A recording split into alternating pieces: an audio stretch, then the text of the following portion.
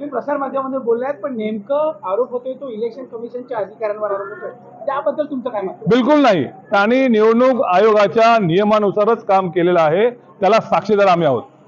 कारण मला एवढं आठवतंय की ज्यावेळी 100 मतांचा जेव्हा शेवटचा निकाल जाहीर होत होता, त्यावेळी निवडणूक नियोगाचा नियम असा आहे की एखाद्या उमेदवाराला जर 100 पेक्षा मतं कमी पडत असतील, तो जर विजयी होत असेल, अशा वेळी त्या संपूर्ण मतमोजणी प्रक्रियेमध्ये जी काही मतं इनव्हॅलिड झालेली आहेत त्याची, आणि ती जर त्या मतांपेक्षा जास्त असतील तर त्याची पुन्हा रिकाउंट करण्याची एक प्रोसिजर आहे, एक त्याच्यामध्ये भाग आहे त्या निवडणुकीचा.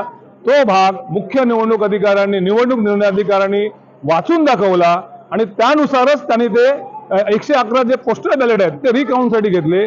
त्या रिकाउंटसाठी कोणाचीही मागणी नव्हती, परंतु निवडणुकीचा जो नियम आहे, जो बुकलेटमध्ये आहे, तो बुकलेटमधला नियम त्यांनी वाचून दाखवला आणि तेव्हाच त्यांनी ते 111 जी पोस्टल बॅलेट्स आहेत, जी सकाळी 8 वाजता काउंट झाली, ती त्याच वेळी आरोनी रिजेक्ट केली होती, ती पुन्हा रिकाउंटसाठी घेतली, कारण का हा निवडणूक नियोगाचा नियम आहे.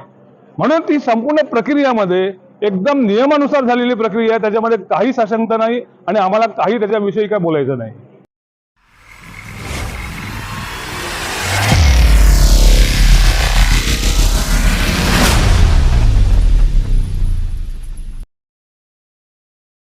आपल्यासोबत अनिल मस्करजी आहेत.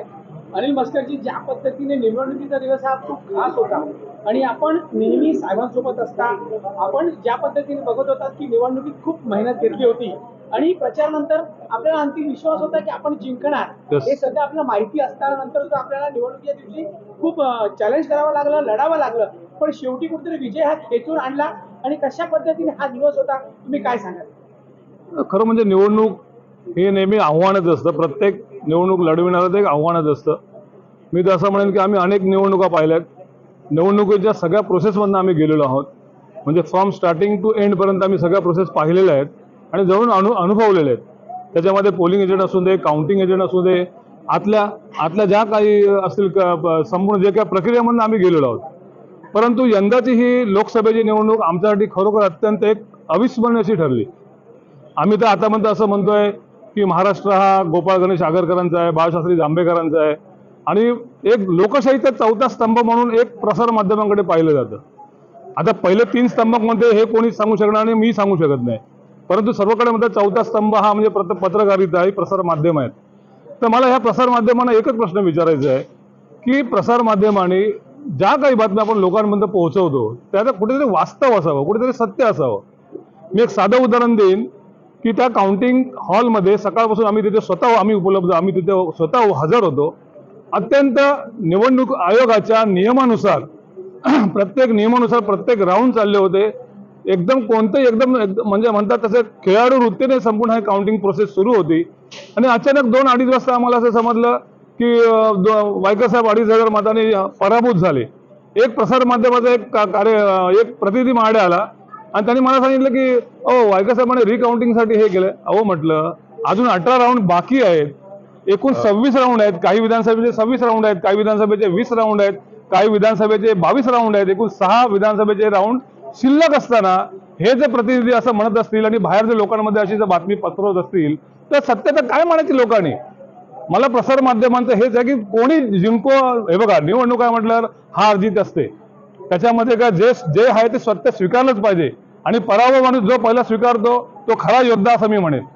परंतु ह्या निवडणुकीमध्ये प्रसार माध्यमांनी, ईश्वर जाणे त्यांनी कोणती भूमिका घेतली होती त्या दिवशी ईश्वर जाणे, परंतु निदान प्रसार माध्यमात तरी असं असू नये, तिने पार्सलिटी करू नये. जे वास्तव आहे ते काय निवडणूक निर्णय अधिकारी होते का 2:30 वाजता जाहीर करायला? संध्याकाळी 6-6:30 काउंटिंगचं संपलं, मग तुम्ही अगोदरच कसे काय जाहीर करू शकता? आणि त्यांना आतल्या बातम्या बाहेर, ठीक आहे प्रत्येक राऊंड अनाऊन्स होत होता, त्याच्याप्रमाणे ते वागले असते, चढ उतार होत असतात. जोपर्यंत फायनल राऊंड होत नाही तो म्हणतो निवडणूक निर्णय अधिकारी जाहीर करत नाही निकाल. हा सर्वश्रुत आहे. भारतामध्ये एवढी इलेक्शन निवडणुका झाली, ही काय निवडणुका वेगळी नव्हती, परंतु प्रसार माध्यमांनी ही निवडणूक फार वेगळी केली. त्याच्या मागची काय गणित असतील ईश्वर जाणे. तुम्ही प्रसार माध्यमामध्ये बोललात, पण नेमकं आरोप होतोय तो इलेक्शन कमिशनच्या अधिकाऱ्यांवर आरोप होतोय, त्याबद्दल तुमचं काय मत? बिलकुल नाही. त्यांनी निवडणूक आयोगाच्या नियमानुसारच काम केलेलं आहे, त्याला साक्षीदार आम्ही आहोत.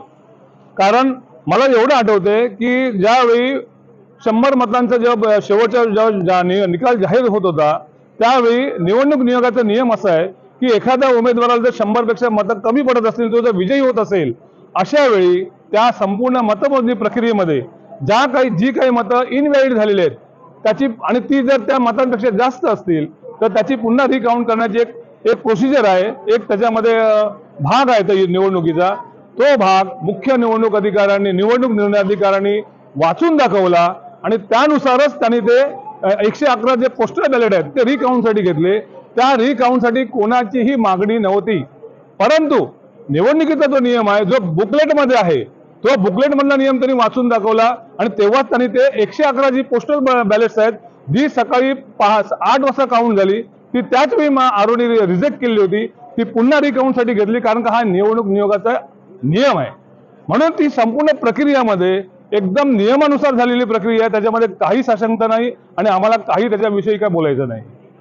तुम्ही ज्या पद्धतीने निवडणुकीचे मुख्य महत्वाचे आपलं व्यक्ती म्हणून त्या ठिकाणी उपस्थित होतात, ज्या पद्धतीने आरोप तुम्हाला मी विचारला की केले गेले, पण त्यानंतर शेवटी जेव्हा सर्टिफिकेट देण्यात आलं त्यावेळेला अधिकाऱ्यांचं नेमकं वातावरण कसं होतं आणि ज्या पद्धतीने पारदर्शकता असेल तशी पारदर्शकता होती का? नक्कीच ह्यामध्ये निवडणूक प्रक्रियेमध्ये या मतमोजणी काउंटिंगमध्ये पूर्णपणे प्रत्येक ठिकाणी CCTV होते, पोलीस यंत्रणा होत्या, बाकीची सगळी यंत्रणा तिथे कार्यरत असताना माननीय निवडणूक निर्णय अधिकाऱ्यांनी या निवडणूक आयोगाच्या प्रत्येक नियमांना अनुसरून त्यांनी प्रत्येक राऊंडचं वाचन केलंय. प्रत्येक ठिकाणी काउंटिंग एजंटच्या सह्या आहेत, ज्यावेळी EVM मशीन वाचल्या गेल्या, रीड केल्या गेल्या, त्या रीडच्या शेवटी प्रत्येकांच्या मग त्यांच्या देखील सह्या असतील, आमच्या देखील सह्या असतील. कोणत्याही राऊंडला कोणीही ऑब्जेक्शन घेतलेलं नाही शेवटपर्यंत. ज्यावेळी शेवटचा 26वा राऊंड झाला त्यावेळी पोस्टल बॅलेट हे ऍड केले जातात आणि हा नियम आहे. तो का मला मतदार म्हणून वेगळं सांगण्याची आवश्यकता नाहीये, परंतु ही जी संपूर्ण प्रक्रिया ही निवडणूक आयोगाने त्यांच्या नियमानुसारच केलेली आहे आणि मला त्याचा अभिमान आहे. अच्छा, ज्या पद्धतीने पोस्टल बॅलेट हे एड केले गेले होते म्हणून 48 मतं ही नंतर प्लस झाली, नाही तर 1 मताने विरोधक जिंकले होते असं म्हटलं गेलं, पण जे पोस्टल बॅलेटचे मतं होतात ती शेवटी काउंट केली जातात. नक्की ही निवडणूक प्रक्रियेतला हा भागच आहे, कारण का पोस्टल बॅलेट जे आहेत ते शेवटच्या राऊंडच्या अगोदर कॅल्क्युलेट जातात. त्याच्यामुळे एकंदर त्या उमेदवाराला किती मतं पडली ही EVM मशीनची मतं अधिक पोस्टल बॅलेट्स हे एकत्र करूनच नंतर निकाल जाहीर केला जातो. कारण का जेवढ्या जबाबदाऱ्या उमेदवारांच्या असतात त्यापेक्षा 100% जबाबदाऱ्या या निवडणूक निर्णय अधिकाऱ्यांच्या असतात, कारण का ही भारताची लोकशाही आहे. लोकशाहीमध्ये तुम्ही पार्सॅलिटी करून चालत नाही आणि हे सगळे निर्णय आणि हे सगळे वाचन हे ऑन रेकॉर्ड असतात. तुम्ही ऑप्शन घेऊ शकता, तुम्ही माननीय न्यायालयात जाऊ शकता, परंतु न्यायालयात जाऊन तुम्ही आपण काय करणार आहोत? आपण आपल्या लोकशाहीला आपण तिथे आपण बेआबरू करणार आहोत. कारण का ही जी संपूर्ण प्रक्रिया ही सगळ्या पक्षांच्या 21 उमेदवारांच्या साक्षीने घडलेली आहे.